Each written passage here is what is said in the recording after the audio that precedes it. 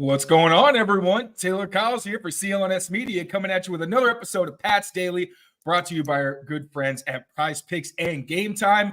Today, we're doing a little bit of an offensive depth chart reset. We've had a week for all the draft stuff to kind of wash over us, process a little bit. We even got some news today with Nathan Rourke being cut, so we're already seeing some of the ramifications of how this draft class is going to impact the roster. So to help give me some perspective on how the offense could shake out with, again, 7 out of 8 picks on the offense. I figure defensively, Gerard Mayo said it, they're pretty much set there. Excited for Marcellus style, but there's not a whole lot to talk about there. So to get through the offense, I've got my good buddy, Evan Lazar, from the Patriots. We did the little mock draft before the draft, so curious how you feel compared to what we went that way and how things actually turned out and your overall thoughts on the draft. But before we get into all that good stuff, buddy, how you doing and how we feeling post-draft? We're doing well. You know, just watched that roast last night, and that was something else. And now I feel like we're in the part of the off season where that's the content a lot of the time for people is this off season stuff like the roast or Brady Day on June 12th. And we're in a little bit of the lull now, which is nice. And then we'll pick things up around mini camp and things like that. But I'm looking forward to seeing the rookies. I think on Saturday, we're going to get some access to Drake May and the rookie class. So that will be exciting. I've never covered a rookie mini camp before because they weren't open to the media under Belichick. So I don't know what it's like. So we'll see what it looks like out there on Saturday. It could be a whole lot of, running around in shorts and a t-shirt for all I know, but it'll be fun. If you haven't done it, I certainly haven't either. So it'll be the first for both of us. You brought up the roast. Everybody, pretty much. It's a new era. We're getting some more access. And before we get into that, you brought up the roast. Oh, sorry. 50. No, it's okay. I think it's been like, we were talking to Paul Perillo about it on Patriots.com, and he's obviously, not to call him old, but he's been around the block, and I think he said that it's been since like 2009 or 2010 that he can remember being invited to rookie minicamp. So it's been forever. Geez, so it's going to be even for the veteran heads. I won't say for the old heads. But for the roast, who did you think brought it the most? I will go with Edelman. I did not think he was going to come out swinging with a Robert Kraft death choke, and then he kind of did let up. So maybe not the best pound for pound, but for pure shock value, I got to give it to Jules. That was kind of intense. Yeah, I think Julian Edelman was great. Obviously, I thought Gronk is probably the most misunderstood person up there on that Diaz. And I understand it's easy to make the jokes about Gronk, and it's all in good fun in that setting, of course. But I would tell you that just a little bit of interactions that I've got to have with Rob Gronkowski, he's a lot smarter than he looks or that he acts. I think a lot of the dumb, football head type of stuff that he does is more of an act than anything. And if he is serious about a subject matter or something like that, he can really hunker down and be focused on things. I don't think people realize that. So I feel bad for him always, taking those warm-up strays. It was like everybody just warmed up their set by just calling Gronk dumb. And so I just kind of felt bad. But I loved Edelman. I thought Bill was fantastic. I thought he was really good. And, I'm a Sam J fan as well. I really like her. And Jess and I actually saw her live with Chelsea Handler. She opened for Chelsea Handler. And it was really great seeing her live as well. And she's from Boston. So there's that local tie and everything. So I enjoy her a lot. Yeah, she killed it. Nikki Glazer also was fantastic. And I will say the Gronk stuff, it's like everybody talks about what he's like behind the scenes. It's like one, he played the hardest position on offense that wasn't quarterback. Obviously, he simplified it because he's Gronk. But isn't there something where like Edelman would go up to him and ask him random crazy math problems, and he's just like would go through it in his head and just pop out all these answers? Like he's definitely a lot smarter than he gets credit for. But, when you don't know Gronk that well, the easy kind of layup is just to go with his intelligence. But I think we all know Gronk. Yeah, he's a pretty smart guy. All right, so before we get into the depth chart reset, I'm going to ask you how you actually felt about this draft for the Patriots. Again, 7 offensive players out of 8 total. Clearly some needs they needed to address, and not only did they address them, they double dipped at pretty much every position group of need. So how do you feel about this rookie class now that we've got some more time to process and get a feel for how they might fit in to this new system? I think it's the same that I feel after a lot of drafts, which is that were all the players the exact players that I would have targeted when they targeted them? Probably not. But I came away very optimistic about the fact that they saw the holes on the roster like we did and really identified those and went after those positions. Would I have taken Jalen Polk there? Probably not. I probably would have taken Troy Franklin and would have been 3 rounds off on where the league had the player, right? So would I have liked every single pick in that sense? Probably not.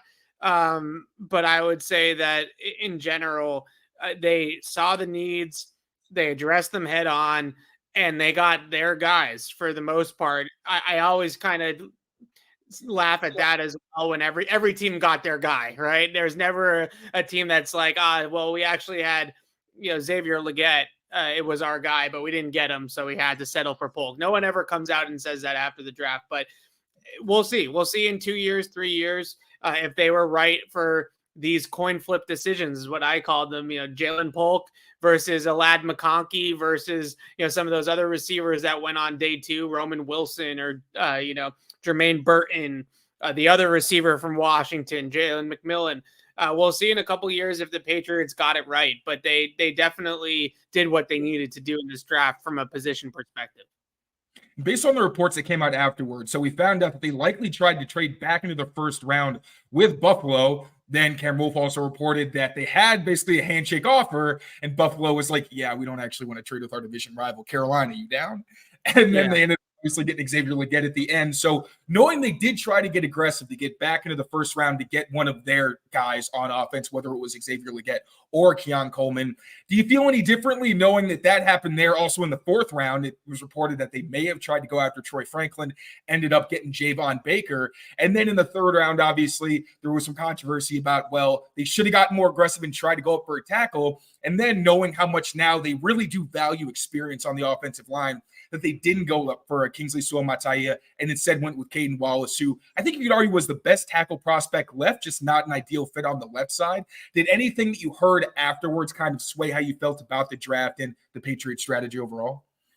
I guess a little bit, and I think that's sort of what I was getting at, and that was a better way to lay it out. It's just that we can't sit here in hindsight in this draft and say, well, they wanted Jalen Polk all along, because they tried to trade up, and I personally, it's not a report, I'm just saying personally, think it was for Xavier Legette, but they wanted to trade up in this draft to get a receiver that they clearly thought was better than Jalen Polk.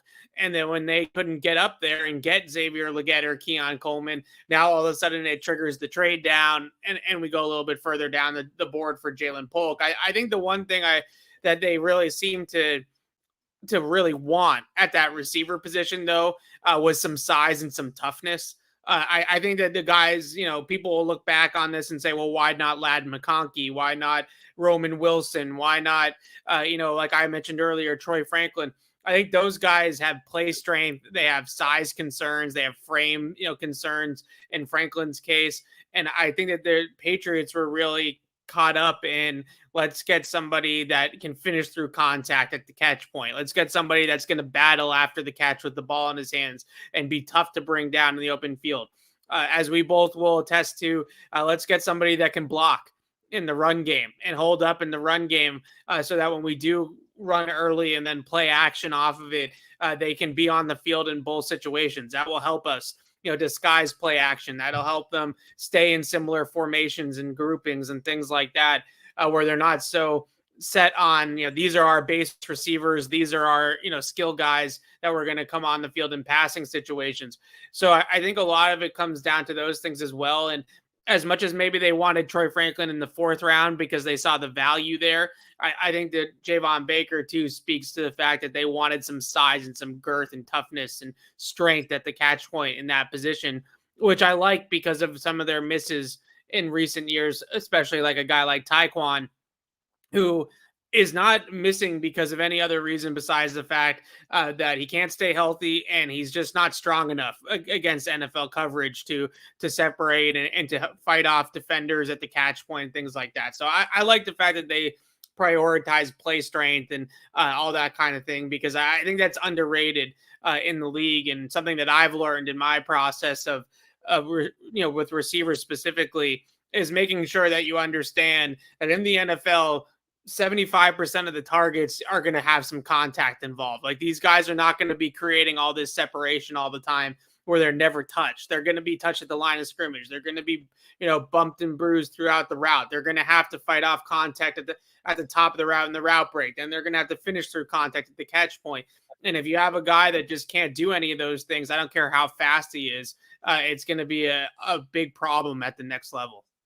I agree. Now, when it comes to Xavier Legette, he's one guy I was disappointed that they didn't get, because I've been saying for a while, he's got the size and that explosiveness that I feel like once you got past the Brian Thomas Jr., where he was kind of in his own category after the top guys, it's like, all right, feels like there's guys with size and contested catchability. There's guys who have explosiveness, and Legette was the last one who really had that combination of both. So, would have loved that they'd gotten him. I do like the fact that they were able to turn the value from the trade down into some better picks where you end up getting Polk and Javon Baker.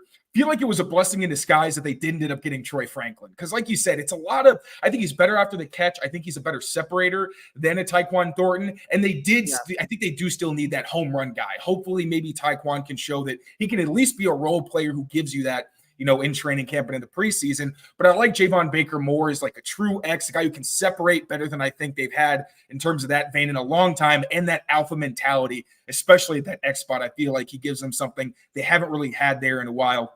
We're going to get into the depth chart breakdown, but first, quick word from our friends at Prize Picks. Be right back. Get in on the playoff action and win up to 100 times your money on Prize Picks, as you and the world's best players take the game to a new level during basketball's postseason. You can win up to 100 times your money on Prize Picks with as little as 4 correct picks. You can turn $10 into $1,000 with basketball and hockey entries today on Prize Picks, America's #1 fantasy sports app. Prize Picks is the best way to get action on sports in more than 30 states across the country, including California, Texas, and Georgia. I personally love Prize Picks because they're super easy to use, easy to navigate, and they offer injury insurance, so your entries stay live even if one of your players gets injured. Quick withdrawals, easy gameplay, and an enormous selection of players and stat types are what make Prize Picks the #1 fantasy sports app. Download the app today and use the code CLNS for a first deposit match up to $100. That's code CLNS for a first deposit match up to $100. Prize Picks. Pick more, pick less. It's that easy.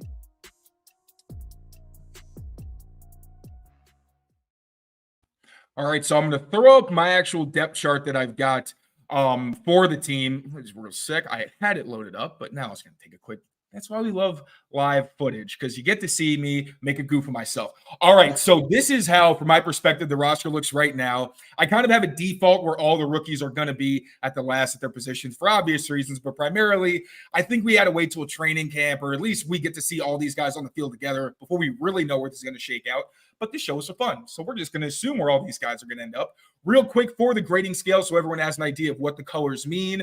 Basically, blue is if I think they could potentially be a Pro Bowl player. Not year 1, not year 2, but sometime within their first contract, I think it could happen for them. Pro Bowl, same idea, but just obviously a rung lower. Quality starters, future guys who were already there, I've got in green, in the dark green, light green for the younger guys. Quality role player in orange, backup or special teamer in yellow. You get it. You can read. That's how it works out.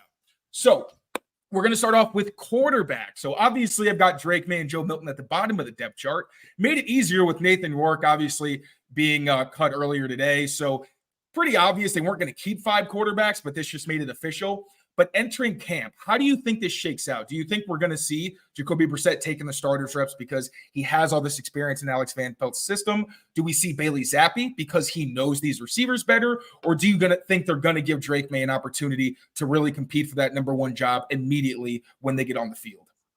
So the fun thing about this for me, and I can tell you, is that when we had Mac Jones's rookie season in 2021, we were all out there for that training camp. It's not exactly apples to apples because I think that Jacoby Brissett's just a little bit of a different situation and was brought in for a different set of circumstances than Mac and Cam Newton. But in 2021 in the summer, Cam Newton took the first team reps. I'm going to put him in air quotes, took the first team reps. He was always the first quarterback in the huddle. When they broke for team drills, the first guy up in line was always Cam Newton. But as the summer wore on, what you would realize is that Cam would take maybe 5 or 6 reps. He'd take a drive, right? Then the next 20 reps were all Mac Jones. So Cam Newton had this tiny little sliver where when we wrote our stuff, we had to say Cam Newton was the first quarterback out of the huddle. Cam Newton was the first one up at the line of scrimmage. Mac Jones went second. Mac Jones went second. But then when in hindsight, we sort of learned, oh, well, they were doing that as a smoke and mirrors type of situation where they were really getting Mac ready is what they were doing. And Cam was the placeholder that was being used as a decoy. So I would think that Gerard Mayo would learn from his old boss and run it a similar way where a guy like Jacoby Brissett probably doesn't need a ton of reps in this offense. He worked in it in 2022. He's a veteran guy. He's been around. Probably isn't somebody that needs 20, 25 reps in a row to get ready for the season if he is starting the year. So my guess is we see Jacoby Brissett for 5 snaps or so, and then we see Drake May go on a run where it's just up and down the field with the 1s and the 2s for Drake May for maybe 15, 20 reps at a time. Now, what do you think is ultimately going to dictate when Drake ends up taking over? Do you think it's something where, it's just the accuracy? Do you think it's going to have to come down to him improving some of the decision-making stuff? I personally feel like he's just got to get the accuracy stuff down and more consistent to the point where you're not regularly seeing the, airmail passes or flat routes going into the dirt, like something where he can at least keep the offense on schedule. And the rest, I feel like, will just work itself out with experience. Yeah, I think it's more mental to me. I just think when they feel like he has a grasp of what they're doing offensively and he can run the progressions and he can run the line of scrimmage and he can make the checks and the things that he has to do with the protections and things like that.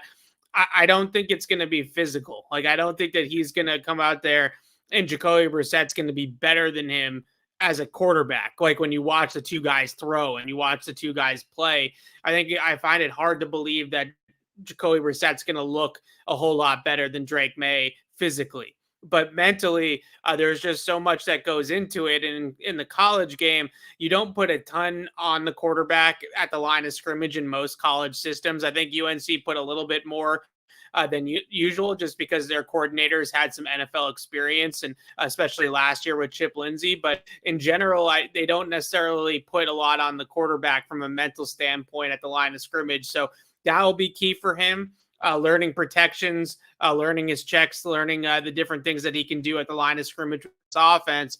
And then we'll see if he's got a grasp of it mentally. I also think the schedule does play a little bit of a role. If they have a gauntlet coming out of the first month, if they have a bye week that's nicely placed in the middle of the year where it's a decent spot to target a landing spot for Drake May to come in week 6, week 7, something along those lines, I think that's a factor. I'm pretty big on Drake May. I just can't imagine that there's a world where we get on the field and either of the veteran quarterbacks on the roster, if we want to call Zappe a veteran, are looking at it and saying, wow, those guys are just better than Drake May right now. I think that would be a little bit of panicky for me if we come out of the summer at August. And I think that Jacoby Brissett's a better quarterback than Drake May. That's really fair. And the mental part, maybe I overlooked it a little bit. I feel like if he were to show that he can keep them on schedule, they would maybe dumb things down a little bit for him to where he could process. Obviously, we saw how much that Alex Van Pelt could do last season with all the different quarterbacks that they ended up having to actually use. But I do agree. He does have to at least mentally be there to be able to handle the offense. But it also brings up an interesting question about Bailey Zappe and Joe Milton. Now, I feel like we both know that Joe Milton's probably going to be more of a scout team, kind of like a Trace McSorley kind of situation. They want to see what he can do. Probably not going to get that many reps. But where does Bailey Zappe fit into this mix? Like, is he going to be the clear designated 3? Is it, hey, this is still an older guy, we want to see what we've got in him? Is he a trade candidate? How do you think his role ends up looking this summer? Yeah, I will just first say, I think because they relate so much with Joe Milton. To me, Joe Milton has to win a job on the 53-man roster. Like if he's going to be on the roster, it's going to be because Joe Milton wins it, not because Bailey Zappi loses it. Otherwise, if both of them are not good enough, they don't need to carry three quarterbacks, right? So I think that to me, it's with Milton is why can't we cut you? Like what makes you so good to us that you are worthy of a spot? I think he's got to go out there and earn that. With Zappi, I still think with Bailey Zappi, the most likely scenario is that they hang on to him for the time being. And once it gets to August, if there's teams that start losing quarterbacks because of injury, don't like their backup quarterback very much, things along those lines, maybe they find a way to get some sort of value out of Bailey Zappi in a trade. I'm not saying that they're going to get huge value. Matt goes for a 6th-round pick. So that's probably the starting point, if anything, for Bailey Zappi. It might be the ceiling for Bailey Zappi. But even if you can get a pick swap out of it for 2025 or something along those lines, I would say that that's better than nothing. So my guess is that Bailey Zappi is traded at the end of the summer. Hopefully he goes out there, has a decent training camp and a decent preseason where he puts some good stuff on film, and then you become a trade candidate at the end of the summer. Yeah, I agree. I do like what Bailey Zappi's done as a spot starter. Like he's been put into some pretty tough situations, especially last season, and showed that he could at least not be a detriment to your offense and kind of do just enough to help win games. And in this league, that's valuable enough. So whether or not Joe Milton does ultimately win the job might just come down to whether or not Drake May can solidly be the guy where you're like, yes, at some point in the season, we're probably going to play him. Obviously, they're pretty confident that Jacoby can do that. Now, moving on to running back, not a ton of change here, but I do think that Deshaun Fenwick is someone who does need to be involved in the equation. Ramondre Stevenson is a lock, obviously. Antonio Gibson is pretty close to a lock as you can be for a free agent signing.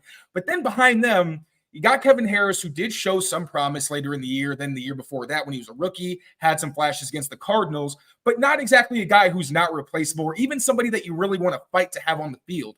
Do you think Deshaun Fenwick, a guy who's pretty well-rounded, who can contribute as a receiver, as a pass blocker, as well as being an older running back who still doesn't have a lot of tread on the tires, is he a legitimate candidate to be that running back 3 in your opinion? Or do you think we're going to have to see what happens in camp before we even get to that point?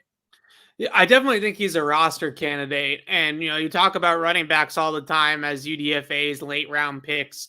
Those guys tend to make rosters every once in a while. That definitely happens around the league. And there's a chance that could definitely happen. But when I look at the way that they want to play offensively, and you talk about, Alex Van Pelt in this offense, and they do want to be run heavy a little bit, and they do want to lean on some of the strengths of that play action sequencing off the run game, things like that. I still feel like there's a veteran signing to be had here at the running back spot. Zeke obviously went back to Dallas, but along those same lines last summer as a Zeke Elliott signing, at this point of the offseason for the running backs that are still out there, there's really no rush like we saw with Zeke last year to sign onto a roster. You don't need those early days of training camp when you've been around the block and have done this before, right? So I think that there's still a chance in my mind that we get a veteran Zeke type signing in early August or late July or something like that at this spot, because like you said, it's Ramondre and Antonio Gibson. We clearly know what their roles are, but I'm not feeling very good about trusting Kevin Harris or Deshaun Fenwick or Jermichael Hasty to be a third running back on this team that wants to run the ball and wants to be a physical team up front and wants to lean into that identity. And if Ramondre Stevenson gets hurt, then you are in big, big trouble. And I think what we've seen over the last couple of years is that even if he doesn't get hurt seriously, like last year when he goes out with the ankle, there's still a chance that he's going to get nicked up along the way, and you're going to have to be able to spot him every once in a while, a game here or a game there. So that's just the position. That's just the nature of it. So I would love to see them go out and add maybe another veteran running back. Are there any backs that you've got your eye on right now, or do you think it's going to be one of those things where maybe someone shakes loose and you pick them up after? Yeah, I'm sort of thinking more along those lines. And once we get into some of the post-June 1 cuts and things like that, after last year when there was a couple guys, Dalvin Cook, Zeke, that shaked free, later in the off season, I'm interested to see if that trend continues with the running backs. Great points. All right, we're going to move out of the backfield, but first, quick word from our friends at Game Time. Be right back. With the NBA playoffs in full swing and the Celtics looking like the best team in the East, I'm trying to go to a game so I can witness their greatness in person. And to get those tickets, I'm going to be using Game Time, an authorized ticket marketplace of the NBA, which makes getting playoff tickets even faster and easier. Prices on the Game Time app actually go down the closer it gets to the tip-off. With killer last-minute deals, all-in prices, views from your seat, and their lowest price guarantee, Game Time takes the guesswork out of buying NBA tickets. Buying tickets on Game Time is extremely easy. All you have to do is click on the team that you want to see, browse through the available options, then click on those games. Then you can go through filters like price, where you want your seat to be, all that good stuff. Click, get a panoramic view of the seat that you're going to buy, and it can be as easy as a one-click purchase for your ticket. Take the guesswork out of buying NBA tickets with Game Time. Download the Game Time app, create an account, and use code CLNS for $20 off your first purchase. Terms apply. Again, create an account and redeem code CLNS for $20 off. Download Game Time today. Last minute tickets, lowest price, guaranteed. All right, so moving on to wide receiver. This is where stuff gets a little juicy. Because going into the draft, it did seem like KJ Osborne and Jalen Reagor were really the only options the Patriots had at X. Maybe Kendrick Bourne, but again, you really want him in more of that Z spot. You think he's going to be a starter, probably wasn't going to be holding that position down. Now, things get more interesting. They got Javon Baker, who I really think is probably going to be the first starting X receiver for them by the time week 1 rolls around. I think he'd end up being a featured player in this offense, to be totally honest, especially with the mentality that we've seen he's got as a player. But then you also get someone like Jalen Pope, who can play that X receiver spot. He can work outside, but really is more of a Jacoby Myers type where you like him in that Z slot role. You want him involved in the run game at the point of attack on the play side to really do all the dirty work that he showed in college. He's more than willing to do. So how do you think the wide receiver depth chart plays out based on what the guys they have right now on the roster? Yeah, look, right now they have a lot of bodies. I don't know if they necessarily have a lot of players, but they have a lot of bodies. So I guess we'll get out to training camp and we'll see how the rookies look and things like that. But I think the one guy, just to start with, that I feel like everybody is sleeping on, and I think we're talking to him tomorrow actually on our Tuesday availability down at Gillette, is Demario Douglas. Like, I understand everyone's super excited about these rookies, and I am as well.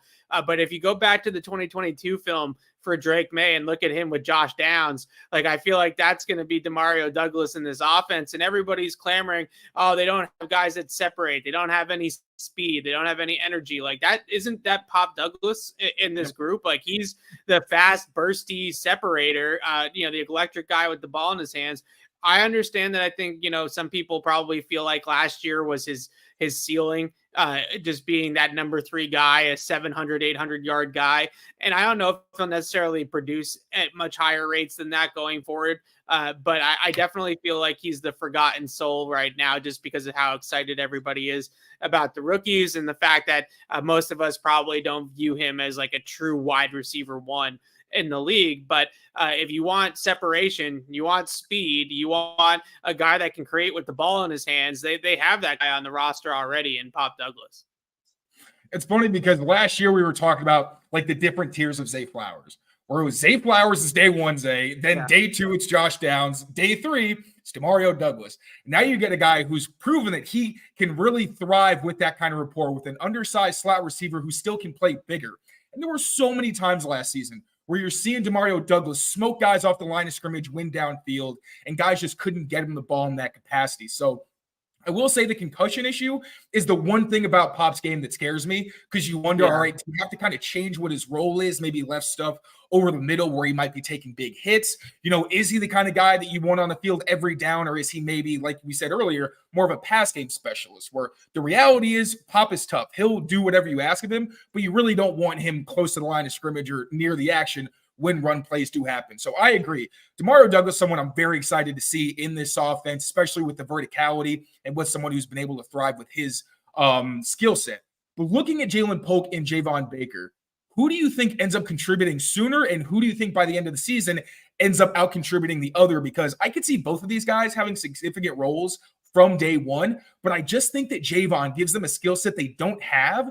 And also, from everything I've seen, from just watching his play style, I don't see how this is a guy who's going to be on the bench for any significant amount of time during games, because he just brings something both on the field and in terms of his mentality that is so different from the rest of the guys in this receiving core. Yeah, I'm 100% with you that he has a clearer path to contribute right away because he has that size and that ability to be on the outside and defeat single coverage. I think PFF had him as one of the highest graded receivers in this class against single coverage last year and against press. Those are some great numbers that he put up in that offense at Central Florida in those situations, which, is in the Big 12 now. I think people think of Central Florida and think it's, an FCS school or like a lower level FBS. They're in a Power 5 conference now, so like that's a legitimate schedule that he played against and did very, very well against. So I'm with you. He has the cleanest path. I do wonder with Kendrick Bourne coming off the injury, is there a chance that maybe Jalen Polk is getting in that Z role, a base Z role earlier than we expect, just because Bourne might not be ready for week 1 and as he recovers from the ACL. So that would be the one way that maybe the door opens earlier for Polk, who I do think is more pro ready in a lot of ways than Javon Baker and is a little bit more polished. And I know we've heard a lot about how he's kind of the floor guy out of these two guys, and Javon Baker is more the boom bust player. So I think that Jalen Polk is probably more prepared and more, pro ready to step into a role day one. And maybe that door does swing open if Kendrick Bourne isn't ready to play and, Juju Smith-Schuster might not be here. So like those things could circumstantially give some more opportunities to Jalen Polk. But at the end of the day, yeah, I know how you feel about it, Taylor. I love Kendrick Bourne. I think he's a really fun player and a great locker room guy and a great energy guy. But I just think by the end of the season, the hope has got to be that Javon Baker, Jalen Polk, Pop Douglas, and Drake May are all on the field together a whole lot. And the comp that I go back to all the time is what's going on right now in Green Bay, right? Like you have Jordan Love with Christian Watson, with Romeo Dobbs, with Jaden Reed. Like, isn't the idea for this core to just grow together and the cream rise to the top, as they say? And I just hope that that's where we're at by the end of the season. But I could definitely see the way your depth chart's set up right now to start the year if Bourne is healthy. And I feel like Kendrick Bourne's role on this team is, if you want to look at the Texans, where he's kind of like a Robert Woods, older guy coming off an injury. Maybe he's lost a step. We can only assume Kendrick Bourne is an older player with a significant injury that he's coming off of. But yeah, you'd really like for the younger guys to kind of establish themselves. And like we've heard from Elliott Wolf and Matt Groh, they do have some idea for these guys, like you said, to grow and to become kind of what they can be at the same time, which is super interesting. I love that they're going that route. Last thing on the receivers, I feel like KJ Osborne is kind of penciled into that 5th receiver spot, which makes complete sense. A lot of guaranteed money. My thing is, he's on a 1-year deal. I don't think really anybody on a 1-year deal is really a lock. Do you think there's any kind of possibility that Tyquan Thornton, probably not Juju, but maybe even Jalen Reagor, since he offers some return value and again, kind of that burner speed they don't have, could you see one of those guys potentially bumping KJ Osborne for a roster spot if whether they decide, we only want to keep 5, even if they keep 6 and they're saying, well, we got 2 younger guys who offer something that no one else has. KJ Osborne, phenomenal locker room guy, but has a skill set that's pretty redundant. I think we both talked about this when he was signed with someone like a Kendrick Bourne or even a Juju Smith-Schuster.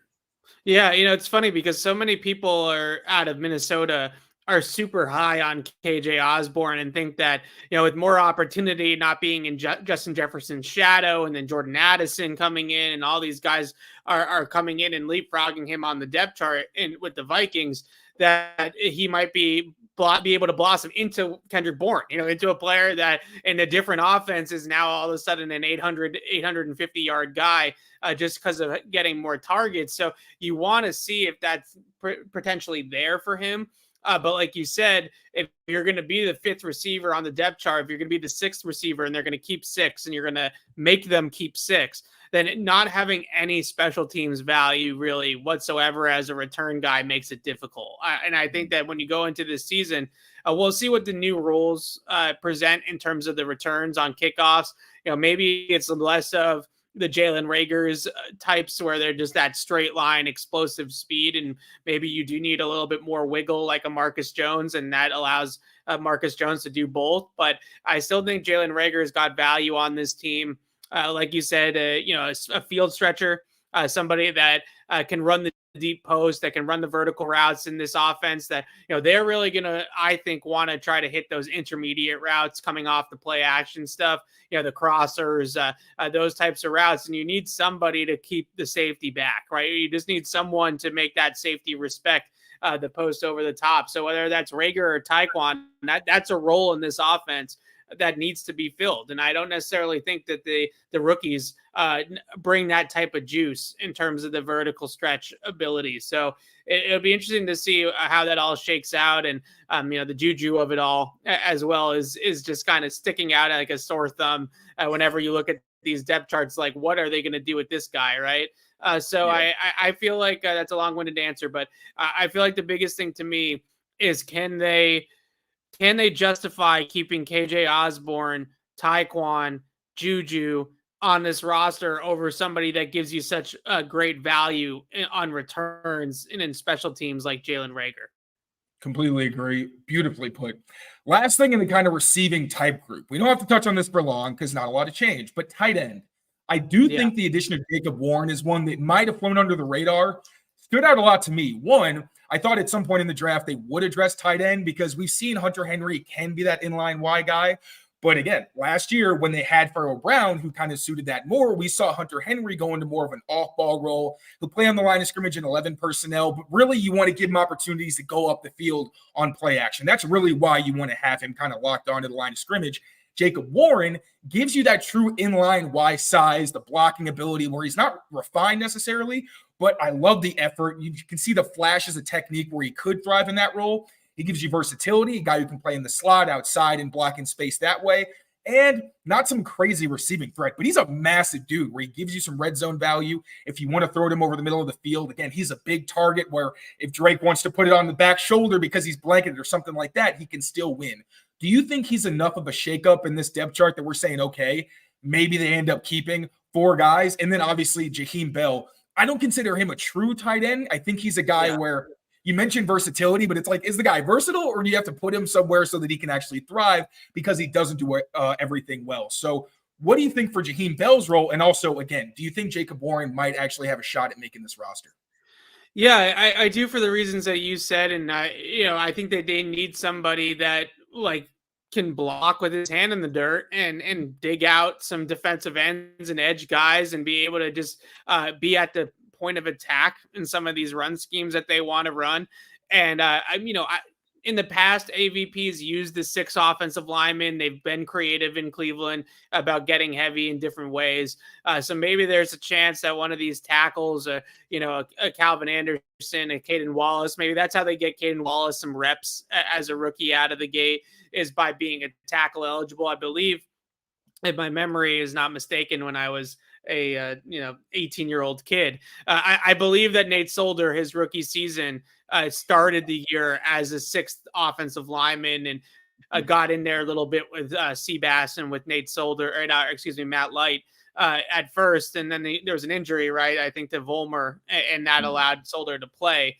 So maybe they go a similar way with Caden Wallace. Gerard Mayo was on that team, so I'm sure he remembers. And maybe they go a similar way there and get him some tackle eligible reps. He's definitely athletic enough, I think, to be a little bit further out and block that way. So is Jacob Warren have a path? There's a path there for that inline role, like you said, the Pharaoh Brown role. But I look at Henry. I think Cooper will be on this team. I think there's something about him from his Cleveland days that they just like and are comfortable with as a coaching staff. And I'm super high on Jaheim Bell. I feel like Jaheim Bell was somebody that I thought was going to go in the 5th round, and the Patriots got him in the 7th. And I wouldn't necessarily, if I was a Patriots fan or listening to this, don't get yourself caught up in the fact that he was a 7th round pick, because they got great value with this pick. And this is somebody that, just talking to some people after they made these picks, that everybody's saying that Jaheim Bell is going to make a roster. Jaheim Bell is going to make a roster. So I really feel like his skill set's so different from Henry and Hooper's, not just the versatility aspect of it, but also the juice, the ability to run up the seam, the ability to create with the ball in his hands and run after catch, those things that he can do that these other guys on this team just can't do. He's by far their most explosive seam runner on the team day one, and he's also their most explosive ball carrier out of this group on day one. So I feel like he's got a really, really good shot to have a role. I mean, so many of the different things that they're going to do with misdirection and play action and outside zone bootleg, and you have Jaheim Bell, running that 4-6-1 up the seam, or running across the field, or running into the flat, and then there's just a pocket of space where he can just pick up the ball and take up those yards. I feel like Jaheim Bell is in a lot of ways the best fit out of this group in this offense too. So he's not going to be the prototypical Y. He's not going to put his hand in the dirt. He's not going to be an inline guy. But I feel like in this offense, there's such a great role for him if he's able to, seize it, obviously. I agree. And especially with this Alex Van Pelt offense, where they like using those heavy formations to create the play action opportunities. Like, I was going back and watching Aaron Rodgers and all the, Drake May mentioned the outside zone scheme and how Rodgers would throw deep. Almost every time there was an outside zone fake, there was a fullback in the backfield. So it's pretty easy to project what Jaheim Bell could do. Even want to look at last season, where the way they used Harrison Bryant, where he was that H-back kind of fullback type, where you just use him in certain looks. It's probably going to be more of a fullback kind of role, but you can scheme touches. You can kind of flex him out if you think you got some mismatch opportunities. That's going to be very fun, especially with a guy who's creative like Alex Van Pelt. Really excited to see how they use him. Finally, let's get to the offensive line. Now, Elliot Wolf said they wanted to create more competition. Honestly, I feel much better about this position group than I did entering the draft, because you do have two young guys who it was projected that they'd be early contributors, could potentially start within their first couple of seasons, in Caden Wallace, in Layden Robinson. And especially with Robinson, considering we really don't know what's up with Cole Strange. Is he going to be able to play in the summer? How long is he going to miss? Obviously, had a couple of knee injuries last season. So then you have Chukwuma Okorafor, who is projected to be the starting left tackle. Maybe he and Caden Wallace have a true battle. We're not really sure. But how do you feel about this group, knowing that they did add a couple of guys who have pretty good upsides in Caden Wallace and in Layden Robinson? And what role do you think they're going to fill early on? Well, I think the good thing about both those guys, and you touched on it, is that they have a lot of experience in college. They're both two guys that have started a lot of games in school. As Caden Wallace was 40 starts, right, in college at Penn State. And both guys, went to the bowl games, or the, Senior Bowl, Shrine Bowl, like those all-star games, I should call it.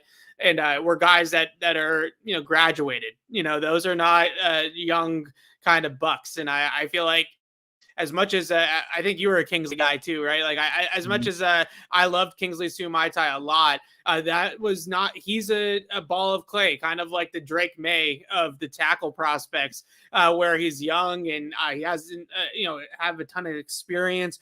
They went in a totally different direction. Caden Wallace is the total opposite of that. So I think that they have the experience from the college game that they might be able to play earlier than the typical rookie maybe could, especially where they were drafted. I think the one thing with Layden Robinson is that he's really a guard. Like, he doesn't have a ton of position flex, and that is tough, because for him to make the roster, he's going to have to beat somebody out on the interior and almost make it, kind of like we were talking about with Joe Milton, where it's, we got to keep this guy because he's one of the best guards on the team. He's not a center.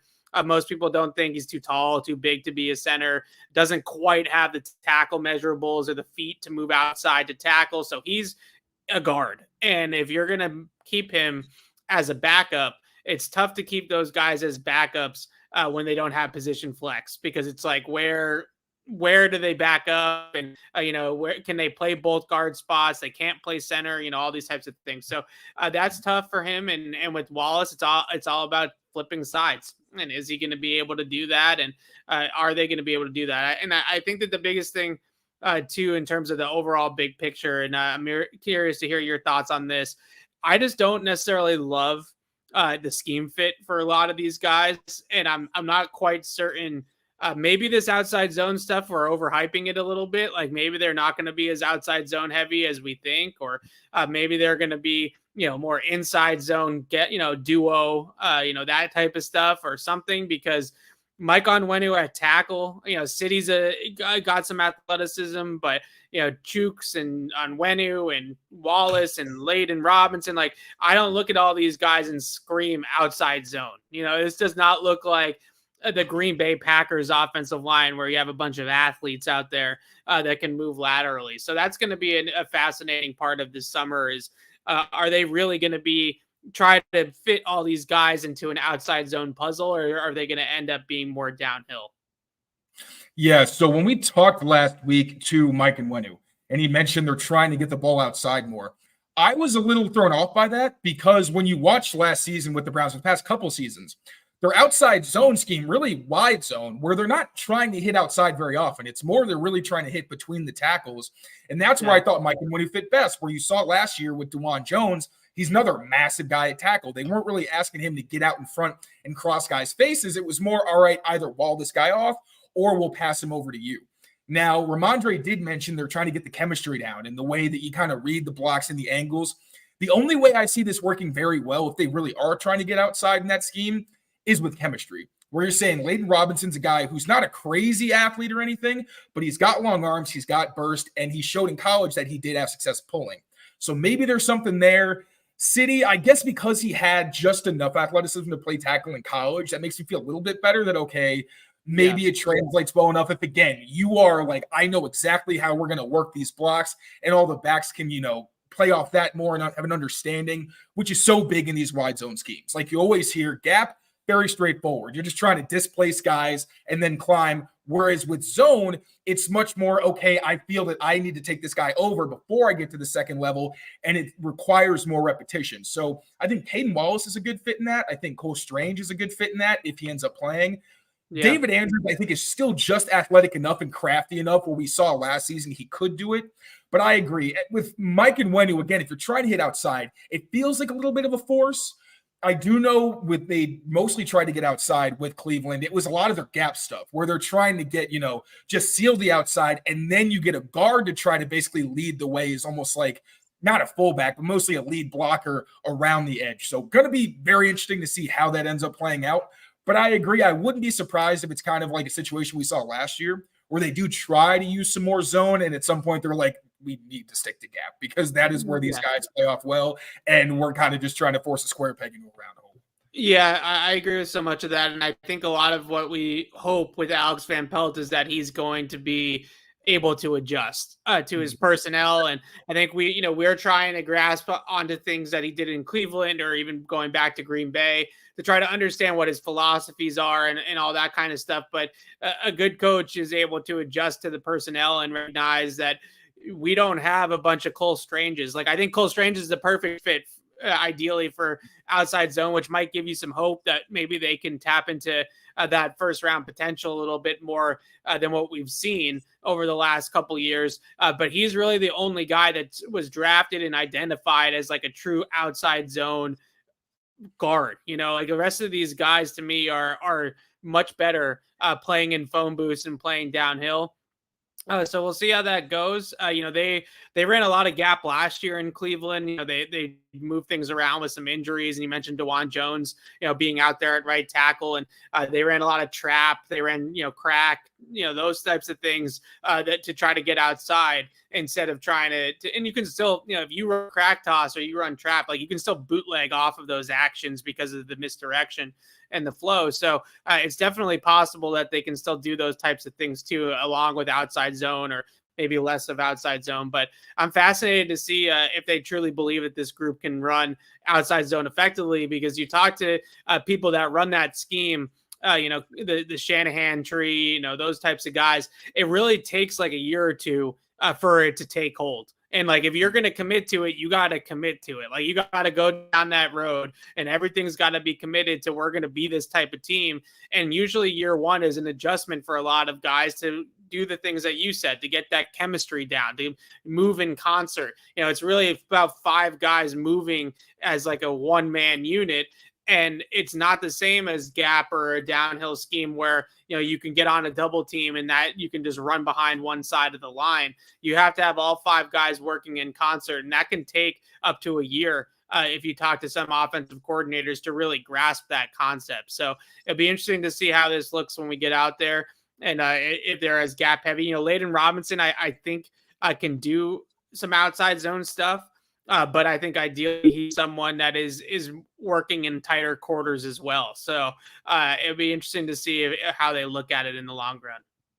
Yeah, and at least it's nice to know they're starting from day one. Like, if this is going to take a while, we're going to start repping it immediately. You hope it's not like 2022 where they realize not the same thing. Like, Alex Van Pelt has enough experience. Scott Pierce has enough experience in the scheme where it's not going to be like, oh, no, we don't know what we're doing. It's not that. But at the same time, if you're running it, you get on the field and you're like, yeah, these guys just can't execute it. You can always pivot away and say, we're going to go to gap. This is what we already know how to do. It's going to be a lot easier to install. But again, it does seem like a bit of an awkward fit. We'll see how they adjust. Alex Van Pelt has mentioned time and again, he's been in a lot of different systems. I know in one year when he was in Green Bay, I think they majored in inside zone, actually. Like, they were more of a downhill team. And even with the Shanahans, the McVay trees, we've seen these are the guys where you talk about wide zone, outside zone. They're the poster children. But then if you actually look at how often they're running these schemes, they're mostly like power duo, because the way the league is going with everybody getting lighter, it's even harder for you to go downhill against some offense or against some defenses where they just don't have the size to match up. Versus if you're going up against a bigger defense, you want them going sideline to sideline, kind of tire them out and make them pay for over pursuit. So again, going to be interesting to see how this plays out. Still very early on in the process, so we don't know. But until we find out more, Evan, it's been a blast, buddy. Thank you so much. Can I give you one sleeper before we sign off? Yes, please. One sleeper. Do not sleep on Charles Turner. Don't sleep on Charles Turner from LSU, center prospect. Played a bunch in the SEC. I've spoken to some people that feel like he's better than Jake Andrews, like a better prospect coming out of college than Jake Andrews was. This was a really heavy center draft. So when you get into the draft, when there's as many centers that get drafted as there were this year, there's only so many center teams, right? So like when the well runs dry, eventually there's going to be some guys that are, if there's 5 center teams and 5 centers go in the top 150, well, now all the other centers in the draft are now UDFAs, right? Because other teams are not interested in that position. So don't sleep on Charles Turner. I think he's got a real chance to make the roster or be that heir apparent to David Andrews. And I don't think that him and Jake Andrews are all that far apart. It's funny because reading about Charles Turner, he does kind of give David Andrews vibes, where it's a guy with experience who was in the SEC. So it's like, all right, he might have gone undrafted, but he's got a lot of experience against NFL caliber competition. And then if you want to even take it a step further, David Andrews played a little bit of fullback when he was a rookie and couldn't get on the field. And then you look at how Alex Van Pelt used Nick Harris when he was in Cleveland. That was a guy that used at times at fullback, like in those heavier packages where Van Pelt would send out like 7 offensive linemen at the same time sometimes. So that'll be interesting to see if he can kind of prove, all right, we need to get this guy on the field or on the roster. He's not a guy with 3 position versatility, is he? I've heard that he's really a no, he's going to probably be a center, but he is a bigger center. Like, I think that's the one thing that's a little bit different than David Andrews is he does have some size. So maybe he can, and same with Jake Andrews. Like, Jake Andrews is not a big guy either. He's the, wrestling background, low center of gravity type of guy. So I think that Charles Turner is a really interesting prospect. And like I said, when you have teams that take centers early, well, now, 5 teams need a center going into this draft. All 5 teams take centers pretty early on because it's a great centers draft. The kid from Duke, the kid from Oregon. Now I'm forgetting all these names. Now the draft is over. It's just like, oh, yeah. But, there's a bunch of centers in this draft that went high. And so now it's not a position where you're just going to draft a center just to draft a center. Like, you need to have a need on the team for center. So I think that's a big reason why he went undrafted. In other years where it's not as deep or as top heavy, I should say, I guess, at center, then I think that Charles Turner is a draftable guy, 100%. So I had one person tell me that was really good scouting by the Patriots to grab Charles Turner as a UDFA, and they think he can beat out Jake Andrews. So we'll see. I got to check out the film. I'm excited. Undrafted free agents are back in Foxborough, baby. Let's go. All right. Again, thank you, buddy. I appreciate you taking the time. Please let the people know where they can find you if they don't already know already, and what great stuff you got coming down the pipeline that we should be looking out for. I saw you drop something today, too. I'm excited to read it. Yeah. So right now we're working on our prospect profiles. So this is where I try to be a real journalist and not a film junkie and actually get to know these guys a little bit more in their personalities. So I posted my my profile on Drake May today. And then me and Mike Dussault and Paul Perillo, we break it up. I don't do all 8 guys. We each take a couple. So I'm going to do Joe Milton and Jaheim Bell are my other guys. They gave me my guys. They're like, all right, here you can take Jaheim Bell. We know you like him. So I did Drake May as well, who was also obviously my guy. So we have those coming up. I did posted the one about Drake May today. I think the coolest thing about the one about Drake May quickly was that Clyde Christensen is on the staff now at North Carolina, and he's an offensive analyst technically for them. So he's more just like in an advisor role. He's not an actual coach on the coaching staff, but he was Tom Brady's quarterbacks coach in Tampa Bay. He was Peyton Manning and Andrew Luck's quarterbacks coach in Indianapolis with the Colts. And he also worked with both Matt and Tim Hasselbeck. So this is a guy that has got, in terms of like being around greatness, his resume is off the charts with working with some of these quarterbacks. So he had some great quotes, not just about Drake May, the person, and how he relates them to, Peyton and Brady and Luck, but also just like where he's at right now from a mechanic standpoint. And he's going to be working with Clyde down in North Carolina when he's not up here with the Patriots. Clyde is going to be the one that's helping him learn the offense and the playbook and keep his mechanics sharp and things like that. All right. Well, hopefully he and Van Pelton get on the same page, because we know how strict that football's going to be. But awesome, buddy. Can't wait to check those out. Thank you all, as always, for watching. Now, take care of yourselves. Take care of each other. We will see you next time. Peace, y'all.